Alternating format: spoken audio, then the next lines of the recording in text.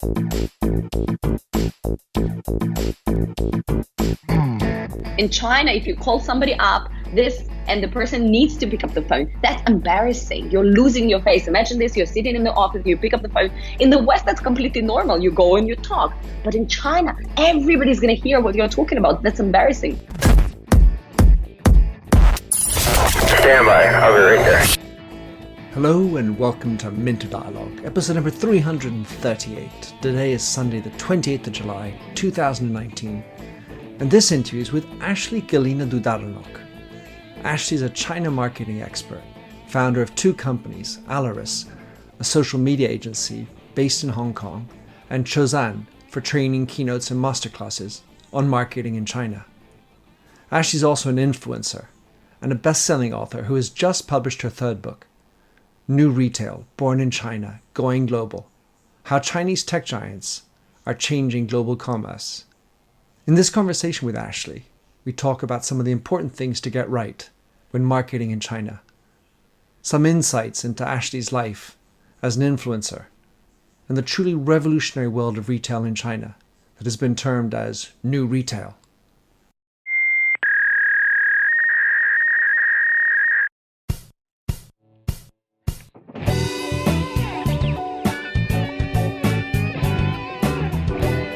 Welcome to the Minter Dialogue podcast, where we discuss branding and all things digital.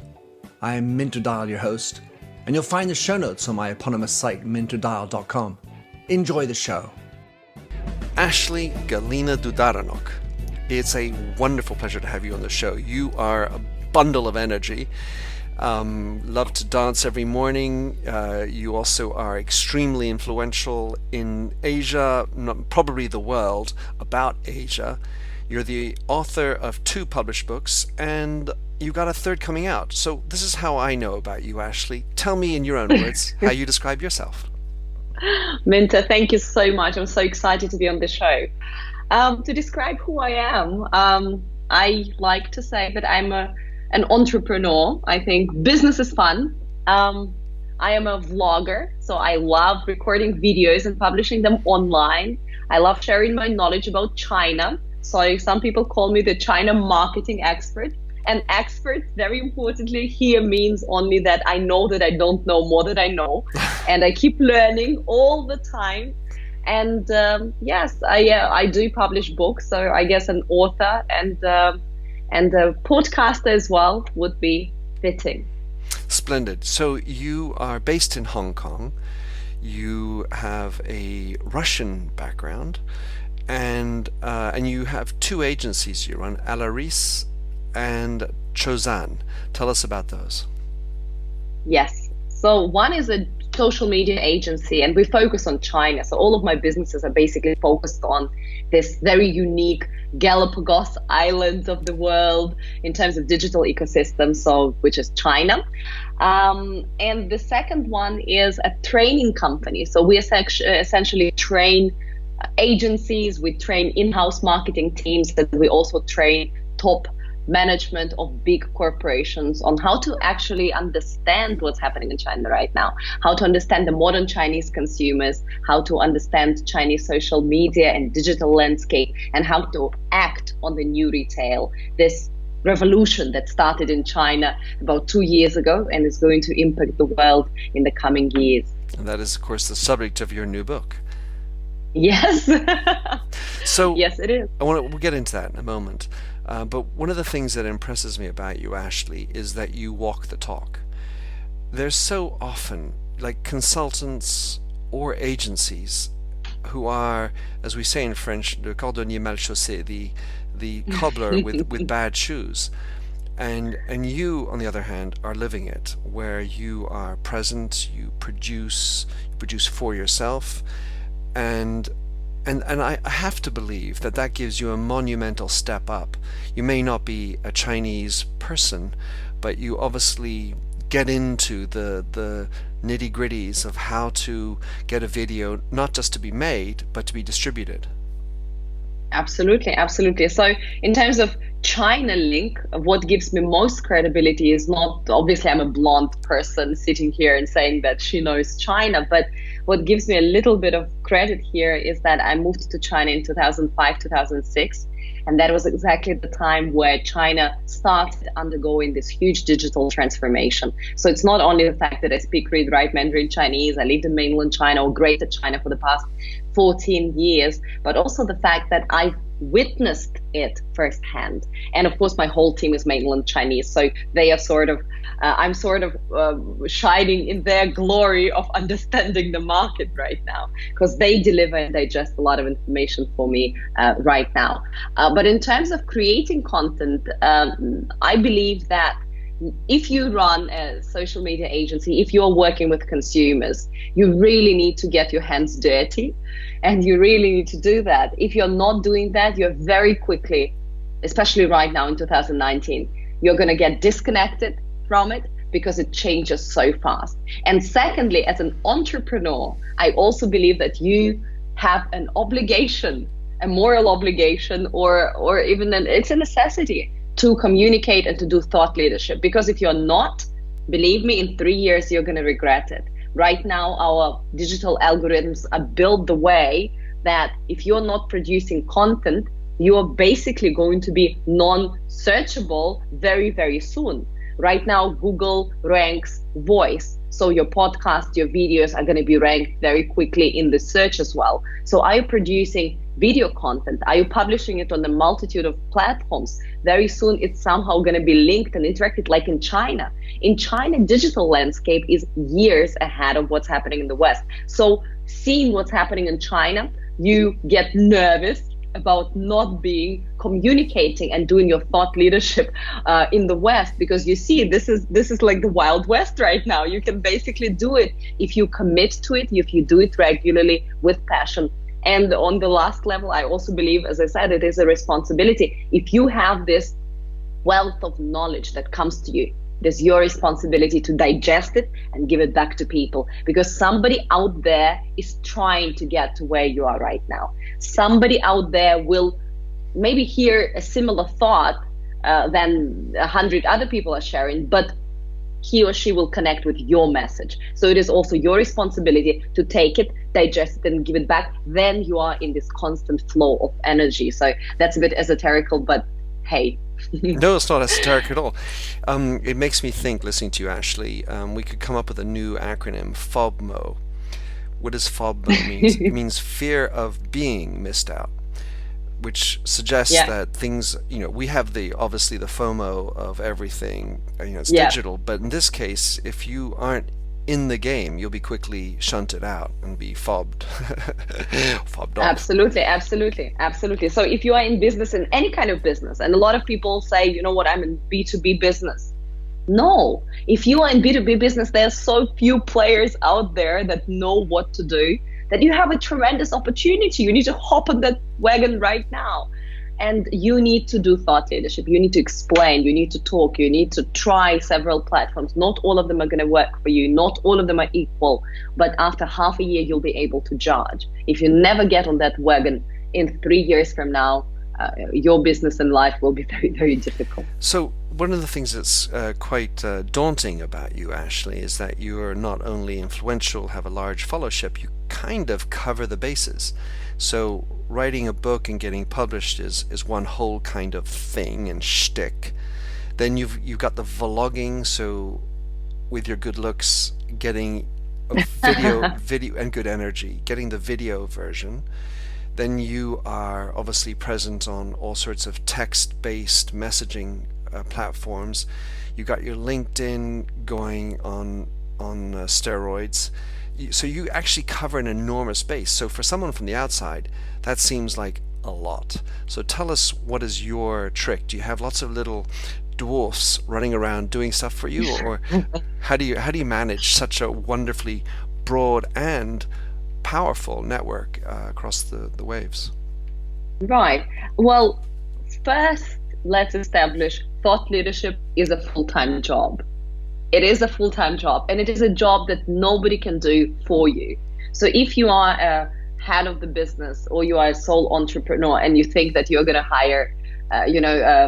an intern from the university, and that intern is suddenly going to do something that's going to get you popular and successful. No, that's not going to happen. It's called thought leadership because it's your thoughts shared in your voice with the rest of the world. And because of the nature of modern world and the abundance of platforms and formats, you need to be the one delivering it, and it takes up a lot of time. So I think firstly, you need to have this mental commitment that yes, I understand this is important, I'm going to do it. Then you need to give yourself half a year to, I think 50-60% of your time shall be focused on that, to basically immerse yourself into this thought leadership. And then after the first half a year, when you already understand how do these platforms work, what works for you, for your message, where is your voice, because we keep talking about your voice, storytelling. You cannot have a voice if you don't exercise it. You need to practice it. You need to really go out there and speak and see how do you feel, not how others react to the superficial message, but how do you feel sharing it. So it is a process. It's not a one-time thing. You don't wake up with a voice. And all of that needs to come into place. So half a year later, you will have a much better understanding who you are, what are your platforms, who is your audience, and then you will be able to plan and say, you know what, I'm not going to do thought leadership on these platforms. I'm going to focus on these 2 or 3 channels, and then you put together a very clear plan. And most of the things that you are going to be producing are actually, they become easier over time, because you're already in that habit, because you're confident with your message, because you meet amazing people, and the more popular you become, the more amazing people come to you. I mean, it just somehow works in sync with the universe, and you are getting all these resources that you need. And at the same time, there will be an opportunity to outsource some of the low maintenance thought leadership. So for instance, for me, my LinkedIn blew up about a year and a half ago when I started publishing China reports. And people just went crazy about these reports. They all wanted it. And I think my highest post, I'm talking about organic posts, I haven't put a single dollar behind it. It was 480,000 views. And it was one of my first reports. And please mind, these are not my reports. I don't produce those reports. It was a report that I found online that I felt was interesting. I took the major highlights. I basically gave my commentary on it, and I published it there. And I said, hey guys, here's a couple of screenshots. It was a free report found online. So that was a big thing for me. Then I was like, oh my God, that's what people want. And I spent hours on end looking for the reports and also writing this digest. Right now, for example, this part of my thought leadership, with a joyful heart, I outsource it to my team. They find me reports. They give me suggested takeaways. Then I look at the report, I look at it, I say, yes, this is perfect, or here we need to rewrite, this is my take on it, and then we publish. So after a while, still the majority of thought leadership you will be doing yourself, but you have significantly fewer platforms. You are much better and faster at it. At the same time, some part of it you can outsource to your team, and then it works.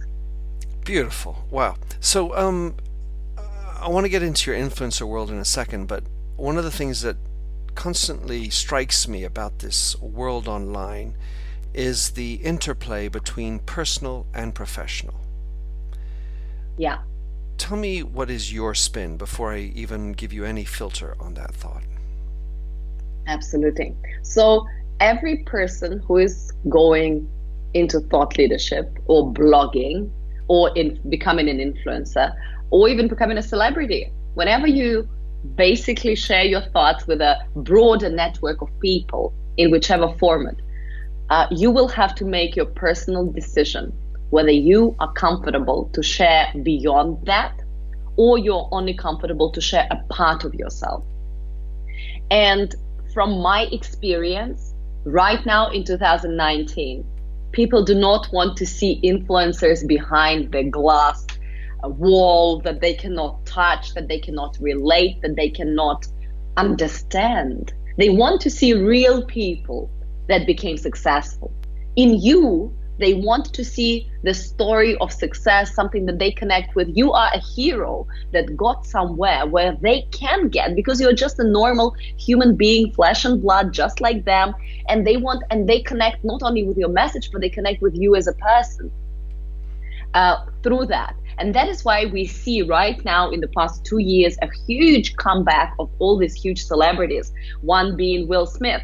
For years he was off social media, and right now he's got one of the biggest Instagram followerships ever, because he said, for years I thought I cannot be on social media because I need to be distant, this active figure that everybody wanted to create this anticipation, right? But right now the world is different and people expect different things from you. So he literally records videos, he talks about his morning, he goes on the quest there, and people are watching. They finally connect not only with Will Smith as an actor, but Will Smith as a person, and this is very powerful right now. So I know people that are doing thought leadership, and I'm talking about primarily professional thought leadership, authors and LinkedIn influencers, etc., that keep it strictly disconnected from their personal life. And usually these are people that somehow feel that they are not comfortable sharing. They're maybe not so outgoing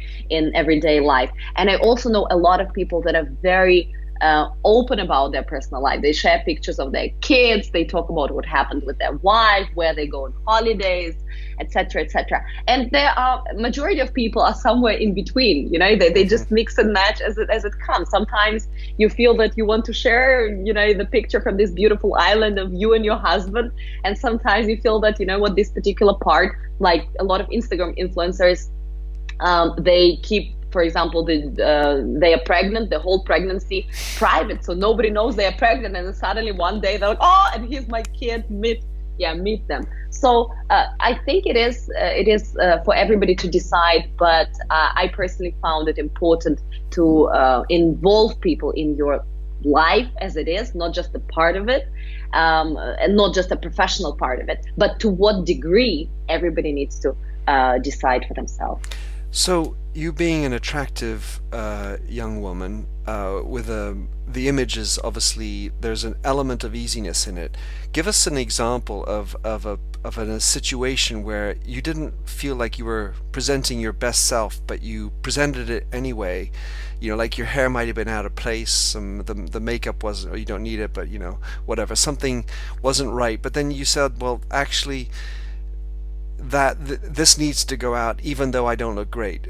Talk us through how you manage where that cutoff point is, where you say, nuh-uh, gotta edit, go back, or what the hell, let's go. Right. So I think my journey as an influencer made me realize that it needs to be, let's do it right now. I don't edit my videos. I don't edit anything. I just put it out. On my Instagram, I put a colorful filter, just saturation. I want it to be brighter, just because I like bright colors. So that's the only thing I do. I make my pictures a bit brighter, but rather than that, nothing. I don't wear makeup in everyday life, and I don't wear it for any shootings, etc. So that doesn't make sense.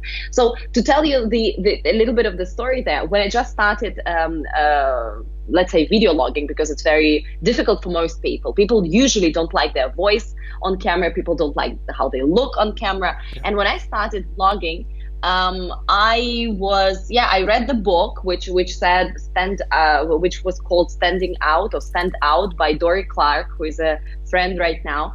And I read that book and I felt that, okay, I really need to stand out. I really need to do that thought leadership. So I committed. I made a public commitment on my Facebook. I recorded the video and I said, hey guys, this is the book that I read. That's what I want to do now. And I'm going to be publishing videos 5 times a week. And this was a mistake. I invited people to give me comments. So, please, if you're hearing me right now and you're not yet recording videos, never repeat that mistake. Because suddenly I gave people a social permission to criticize what I was doing. And then every video that came in after that, it was like, oh, Ashley, I think you speak too fast. And I guess you guys can appreciate that I do speak too fast. And Minter, you know that when I go, I go. And this is a part of me. I understand that some people feel that this is overwhelming, but I cannot tune myself up. If I do, that's not me. And then some people said, especially ladies, they started commenting on, oh, Ashley, I think if you're really recording, like maybe you need to put some makeup on because it looks really like weird. I never heard a comment like that from a man. Maybe they just didn't want to talk about it. But, women were a bit more skeptical there. And some of them said, oh, maybe the hair, you need to do something with the hair. And I was like, what's going on? So slowly and gradually, I just shut it off. I said, you know what? So I didn't invite any more comments, and slowly it waited out.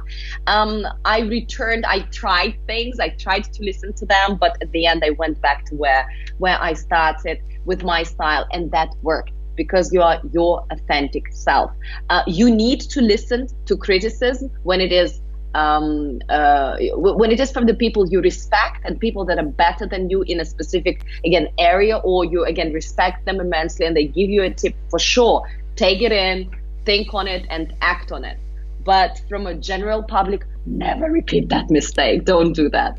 And in terms of an example of where I thought that I wasn't great, but it had a great effect. I record videos all the time, and sometimes I rewatch them and I say, oh, Ashley, seriously.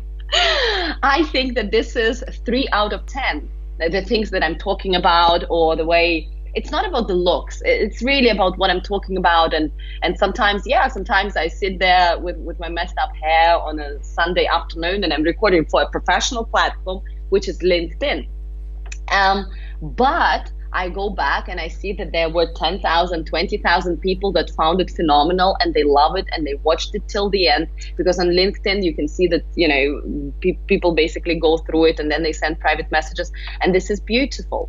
So I also shared some stories where I thought they did not portray me in the very very kind light. For instance, I was in Singapore last year, or it was last year, let's say, and then I was very annoyed at the reception because they messed up my reservation, and I was there for Professional Speakers Association, and they lost my thing and they couldn't get me a room, and I was like super annoyed there.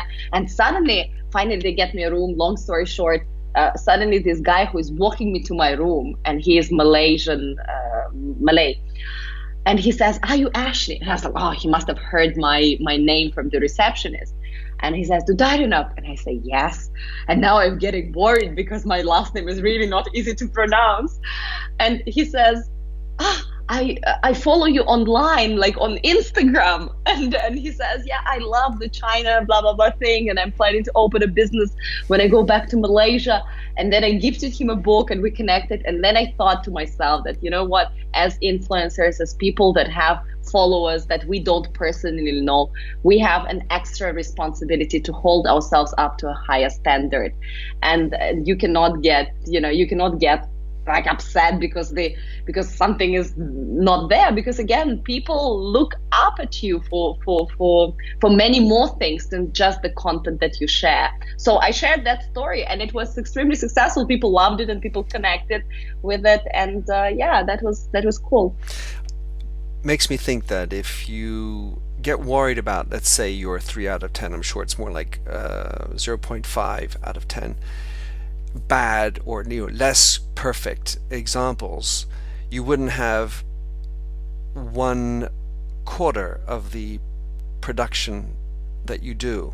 Because if you get worried about, let's see, these 3 out of 10, then that's going to say, well, that one too, and the next thing you know, you got 7, and then the time it takes to make anything good, it's sort of corrupting all your time and your energy. Absolutely. And perfect does not exist. Perfect is not a realistic standard. The realistic standard is outstanding. So everybody's here and you just want to be outstanding. That's a realistic standard. And you can be outstanding.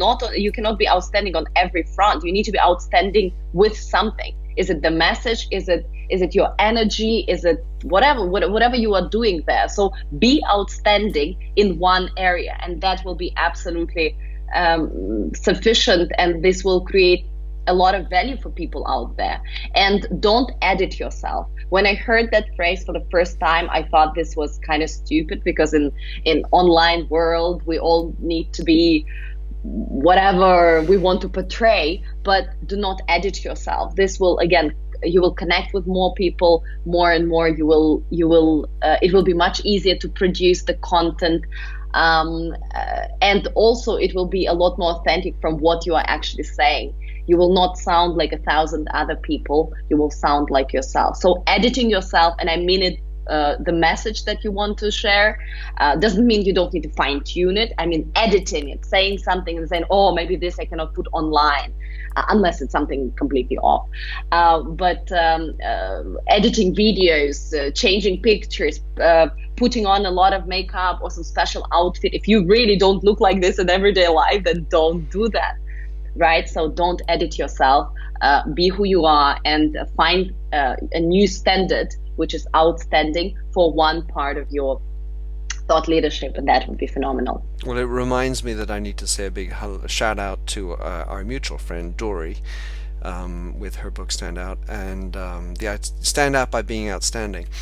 Love that. So let's talk about quickly your life as an influencer. When brands approach you and say, hey Ashley, I've got this great brand of fashion this, or pen this, or whatever, hey, can you promote it for me? Talk us through what is let's say the top tip not to do as a brand, and the top tip to do in order to get you, Ashley, signed up. Well, I don't really work with brands who pay me, because I do not, and I've got people that want to give me gifts, for example, shoes, they want to give me some stuff that I'm sometimes okay with, but I make it very, very clear that I don't have any obligation to share that stuff, and etc. Why? Because again, I'm doing professional B2B thought leadership, and I do not want to, I don't need that stuff. It's not my job. For many bloggers out there, that's their job. They want to become popular in order to get the free stuff, or in order to promote brands, etc., etc. So for me, that's not the case. I will speak about something that I really like, and I don't need money for that. I don't need compensation for that. What I need is additional insights. So if somebody wants to get me really interested, like Tencent, for instance, or Alibaba or somebody, they invite me and say, you know what, here, you can meet Jack Ma. That I'm interested in. I cannot get access to Jack Ma. I cannot call him up and say, Jack, let's meet for coffee. But I know that information that I get, this insight that I get, will be very meaningful to my audience. So if somebody wants to basically borrow some of the influence that I have, they need to give me something my audience needs, and something where I cannot get access to what I can't get access to. So for example, right now I was invited to Cannes Lions, and there were a couple of really interesting sessions, and met also a couple of very interesting people that I couldn't have just called up and met, and this was valuable. But promoting products for B2B, I think it's much more difficult, again, because that's not your thing, because you do not want to basically just become a blogger that puts something on and says, okay, purchase link in the first comment below. That doesn't work for my intelligent audience. Right. Super. So what I want to get into last is this notion of China. Yes. And so it's a crazy world, far in advance in so many aspects to us. So whether it's Tencent or Alibaba or the retail space, how would you describe the key elements of the Chinese market for, especially in this case because of my audience, for foreign brands who are wanting to go in? What kind of attitude, what are the key lessons that you would, or key advice that you would give to them as they say, listen, I've really got to tap into the Chinese market. What do I need to do? Right. So the first thing you need to realize, and I think most of the people are already on the same page there, that China is very unique, it is very powerful, and you need to innovate for China. So that's a little bit where most of the brands are still struggling. They know it is unique, they know it is powerful, they know that 40 to 60% of their global business is coming from China, but they are still in denial when it comes to innovation for China. They invent products in the West, they invent marketing campaigns in the West, they invent strategies and budgets in the West, and then they try to bring it to China and activate it in China. And this very, very soon is going to be basically getting more and more difficult. So if you want to be successful in China long term, starting in 2019, and that's what a lot of brands already started doing, they open innovation centers, digital labs, they open product research facilities in mainland China, and they make it for China. And then, very important, not just for China, then they take it and spread it across Asia, Southeast Asia, and later on it will be also Middle East and Africa. And essentially through that, we are opening a new route of basically product development and marketing and strategy. A new Silk Road. Yeah. It's exactly the new Silk Road. That road is going to impact in about 10, 15 years from now, 70 to 80% of population globally that live in Southeast Asia, China, Middle East and Africa. So a lot of companies start realizing that right now, that we cannot produce in the old world as such and then bring it to China and to the new world. In terms of 2019, this is the older new world. And the faster you hop on that wagon, the better.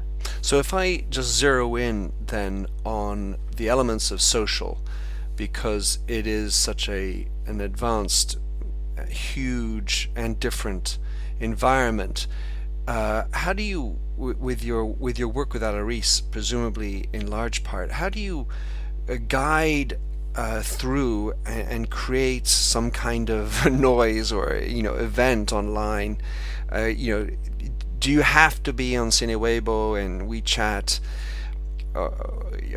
And maybe give us a little bit of the feeling of why it's different and how it's different. Right. So in China, there are more than 60 social media platforms that are completely unique to the Chinese market. And what social media is in the West is not what it is in China. In China, it's much more than that. So you essentially search your news not on Google, but on social media. You complete your purchases not on Amazon, but on social media. You watch your favorite TV shows not on Netflix, but on social media. You want to participate in a campaign, though in the West it's more difficult, but essentially you want to win a car, you want to win a new iPhone, you go on social media, and there are platforms that allow you to do that. This is what social media is. It's community, it is communication, yes, but at the same time, it's so much more than that in China. And there are 60 unique platforms. Many of them are very niche for mothers of newborn babies, for hardcore gamers, etc. And in the West, we don't have that. We have major big platforms, and everybody within that platform is trying to find their own little island where they sit with a flag that, okay, I'm catering to new mothers. So the whole platform, the whole ecosystem is different. It's actually what I like to call it. It's a parallel universe. It is truly a parallel universe. And right now, with tensions between China and US, this polarization of the two systems is getting stronger and stronger. And what we're going to see in the coming years, again, is that these parallel universes, as of the Western internet ecosystem and the Chinese internet ecosystem, are going to go completely different directions.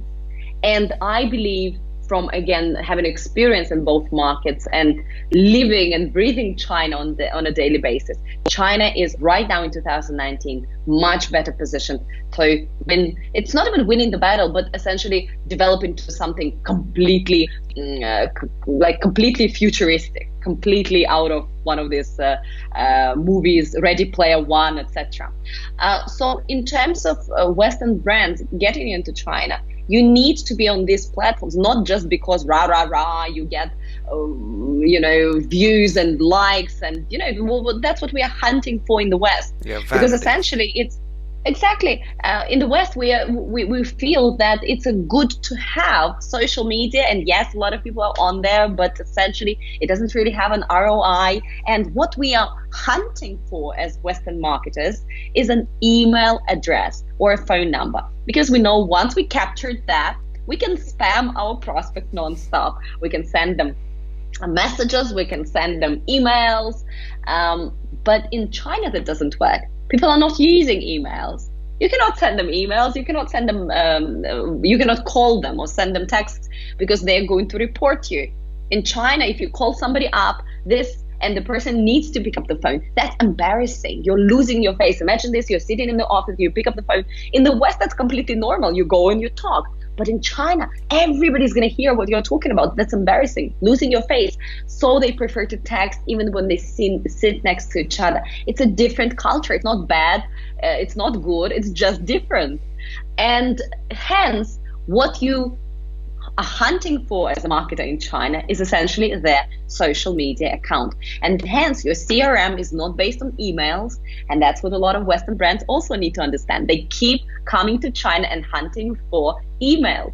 Your CRM is based on social media accounts. And it is not just based on it. It's not that you take somebody's WeChat ID or Douyin ID and then plug it into your Salesforce system. That's not going to bring you anything. You need to build your whole CRM on this platform, link it with this platform, and make it work.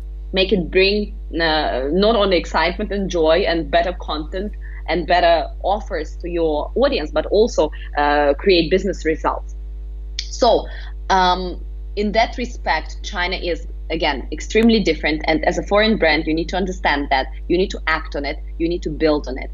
You need to be on platforms that are purely social, for example, like Weibo, like Douyin, and you need to be on the platforms that are heavily, let's say, sales-driven as well, like Xiaohongshu right now is turning into that. WeChat has WeChat mini programs and shops, etc. And you need to build your own China ecosystem. So essentially, in this parallel universe, that's what you need to do.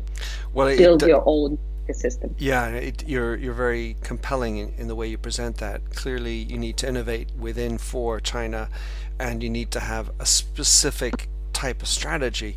The thing that I've always found interesting, I mean, outside of the innovation within WeChat that I've seen, is the fact that it is linked more to the credit card than it is to the email. So you get onto Facebook through your email, and that's how you sign in, if you will. But whereas the big link here in China is the link between the social media platform and your credit card, and I think that ecosystem is so much more powerful, and if you want to gain ROI, it's so much more obvious.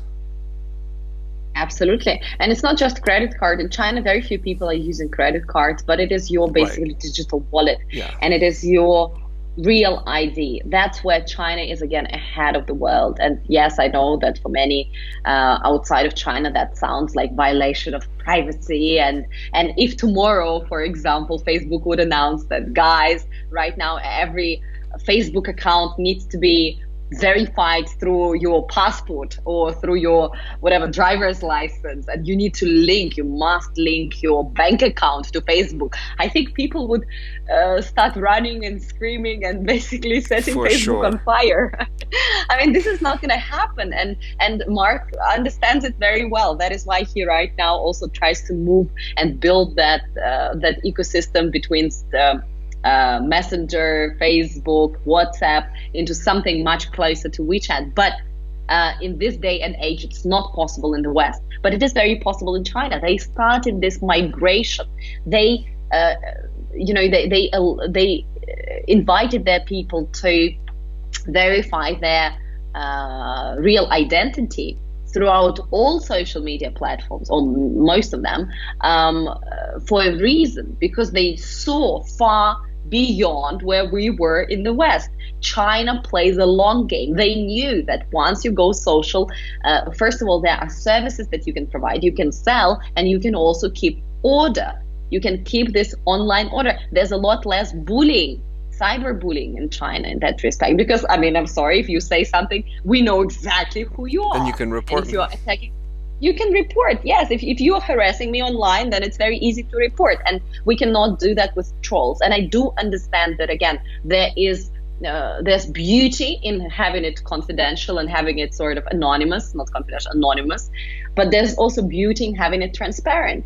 And again, it's not good, it's not bad, it's just different. In China, when you submit and when you give all this data and all these permissions to essentially platform owners, you're not being spammed like Facebook. If I give Facebook a little glimpse of what my life looks like, they keep spamming me and sending me unsolicited messages, advertising, etc. But in China, you get better service. Right now on WeChat, for instance, you can file for divorce. I mean, it's a service that the government is providing. And hopefully women can claim for divorce, absolutely, unlike Saudi Arabia. Hopefully soon.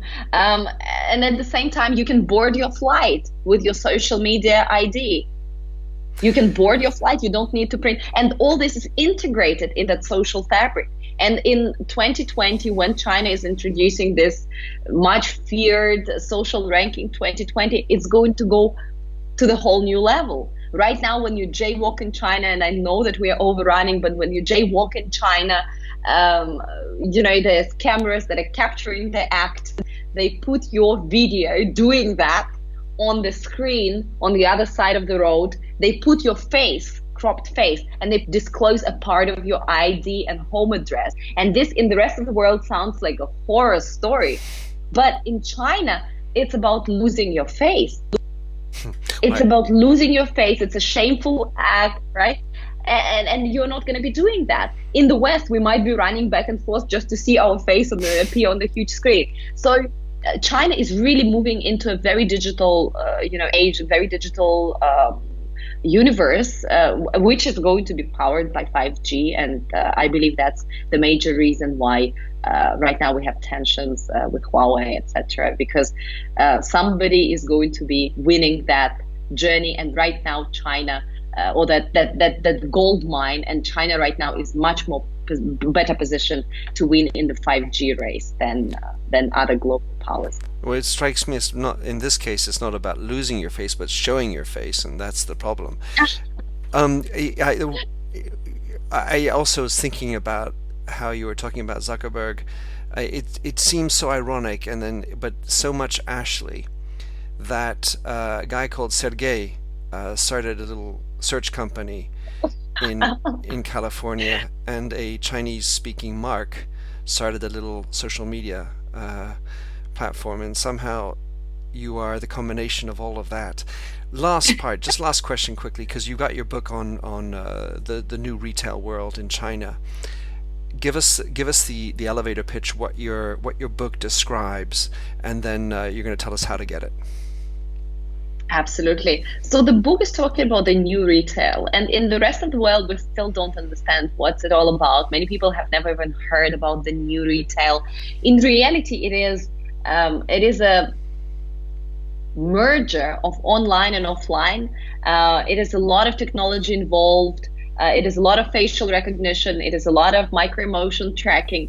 It is a lot of also robots and other things installed in stores, all working together in order to increase efficiency of your offline spaces.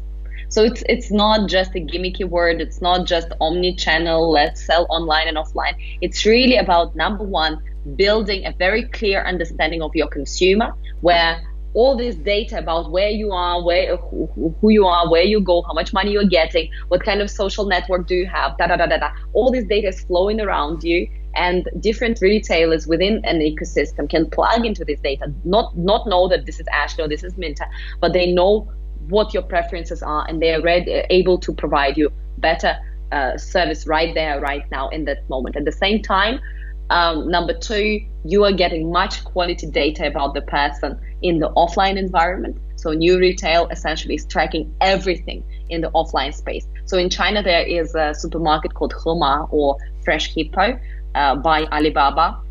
When you walk into that supermarket, again, they're tracking where you go. There are mini robots running down the aisles. You can pick up a peach scan a QR code, and they're going to tell you exactly where this particular peach came from. They have blockchain technology to track it down to the source.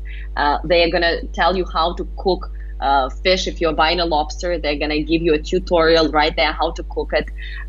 Once you come home and you bought all these groceries, you come home, you open your computer, you have a full list of your groceries. So next time you can buy exactly that, you can copy that list, and they will deliver it to you within 30 minutes. I mean, this sounds like the future, but this is happening in China right now in 2019. And this is just one example of the new retail. Department stores are changing. Hair salons are changing. Hospitals are changing.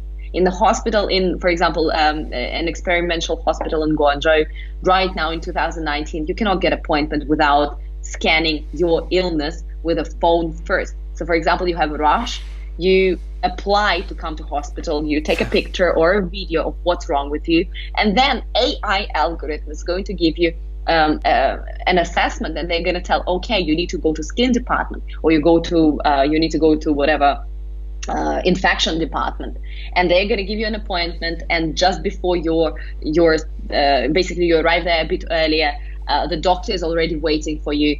And once the doctor is taking all this, speaking with you, AI is recording everything, and just before the doctor gives you diagnosis, AI proposes its diagnosis, and then the doctor takes it or changes it, overrides it. When you go down, your medicine is already prepared for you. Robots distribute your medicine and pack it into a box. You just leave without paying, without anything, because it's all in your unified account. It is all within your basically system. This is China 2019. So new retail is not just about retail. New retail is about a lot more. It's about technology. It's about merging online and offline spaces. And as a retailer, it helps you to make more money, to dilute the cost of offline shop. It's not just a shop. It becomes a lot more than just a shop, and you are essentially increasing your ROI. And this model, yes, the elements of new retail are not unique to China. They were born somewhere outside of the country. But the way they put it together and the way they grow it on steroids, it's uniquely Chinese. And they actually coined the term. Jack Ma coined the term in 2016, the new retail. So right now, the book is basically about new retail being born in China and going global, because this technology is going to spread in Southeast Asia, in Africa, where China has a lot of influence, and the Middle East. And essentially, as I mentioned, this is going to be 70 to 80% of global population in the next 15, 20 years. So retailers and people in business, marketers, need to take note, need to understand what's going on, because we have so little understanding of the China market. It can be challenging, and we can also jump to conclusions and jump into the conspiracy theories of how the state might use this data. But we live in the reality, we live in 2019, where data is the most important commodity, and whether we like it or not, every government to some extent, and usually to a larger extent that we want, collects the data. At least in China, you are getting something out of it. You are getting service out of it. You are getting convenience. You are getting prosperity out of it. And once we, the rest of the world, hop and fully commit to this journey, we will be able to steer it into one or the other direction. Right now, very often it feels that the global community somehow thinks that if they will ignore it, it will just go away. It will not go away. You need to be part of the game in order to influence it and plan the course. So I invite everybody to basically be part of that game. And in terms of where to get the book, it's going to be on Amazon. And you can find it by my name, Ashley Galina Dudarenok. There are 3 books in total, or The New Retail, Born in China, Going Global. Beautiful. Ashley, it makes me think that, the notion of the suspicion and the conspiracy theories that we have in the West, we already have them with regard to Google and Facebook, and there's a whole lot of mystery and intrigue that's going behind. Yet we don't really know if it's actually worse or not. Whereas in China, they kind of tell you what it's up. We are tracking you. You are covered. And in response or in benefit, we have a transparent return. And so it's a very different game. And as you say, it's not worse, actually. And there's a whole argument they could go for. It could be better, because at least you know what you're up against. Whereas there's a sort of whole hidden Machiavellian story behind the West. Ashley, way too much stuff. We could go on for just a ton more. Beautiful. But tell us, what's the best way to follow what you're up to? What's your preferred way to connect? I mean, you have so many. I would absolutely love to connect on LinkedIn. That's where I spend most of my time, and I absolutely love this platform. So it's LinkedIn, also by my name, it's Ashley Galina Dudarenok. I would love to connect there. And if you would like to follow me as a person, then I'm also on Instagram at Ashley Lina. And my email is ashley@chosan.co as well, if somebody wants to drop me a line. That old-fashioned social media I'm still on it, just because the boring business community prefers to communicate that way. But essentially connect on LinkedIn. That would be phenomenal. I'll put everything in the show notes, Ashley. Spasiba bolshoi. Thank you so much, Mint. It was a pleasure. You are such a sunshine, and you are a phenomenal interviewer, leading the story and making it all so much better. Thank you. Thank you. Thanks for having listened to this recording of the Minter Dialogue Show. You'll find the show notes and other blog posts on nminterdial.com. If you enjoyed the show, please head over to iTunes to give a rating and review. And to finish, here's a song I wrote with Stephanie Singer, A Convinced Man.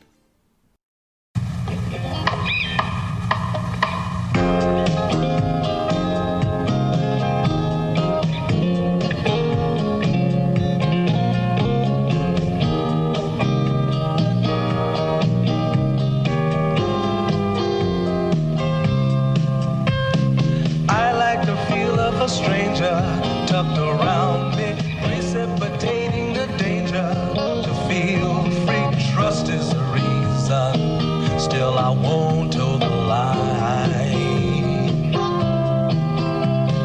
I sit here passively, hope for your respect, anticipating the thrill of your intellect. Maybe I tell myself there's no use in me lying.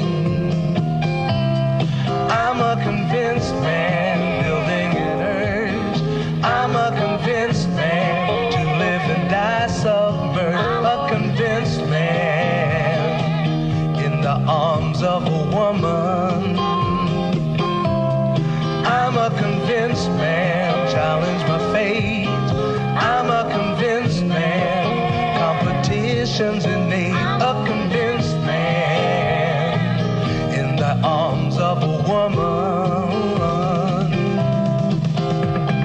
Despise revenges and struggle to see. Live for the challenge so life's not incomplete. What's wrong with challenge? I know soon we all die. I like the feel of a stranger tucked around me, precipitating the danger. To feel free, trust in my reason, and let me show you why.